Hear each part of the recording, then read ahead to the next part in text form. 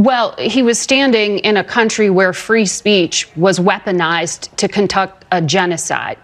And he met with the head of a political party that has far-right views and some historic ties to extreme groups.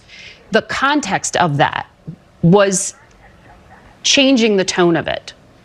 And you know that the censorship was specifically about the right. No, I have to disagree with you. Free speech was not used to conduct a genocide. The genocide was conducted by an authoritarian Nazi regime that happened to also be genocidal because they hated Jews and they hated minorities and they hated those that they had a list of people they hated, but primarily the Jews. There was no free speech in Nazi Germany. There was none. There was also no opposition in Nazi Germany. They were a sole and only party that governed that country. So that's not an accurate reflection of history. I also think it's wrong. Again, I go back to the point of his speech.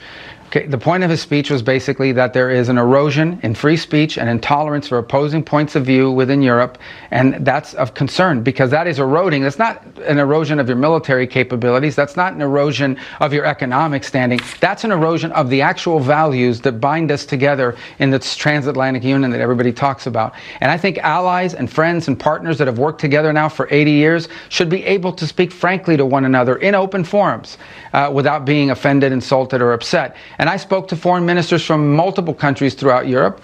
Many of them probably didn't like the speech or didn't agree with it, but they were continuing to engage with us on all sorts of issues that unite us. So again, at the end of the day, I think that people give that is a forum in which you're supposed to be inviting people to give speeches, not basically a chorus where everyone is saying the exact same thing. That's not always going to be the case when it's a collection of democracies where leaders have the right and the privilege to speak their minds in forums such as these. Mr. Secretary, I'm told that we are out of time.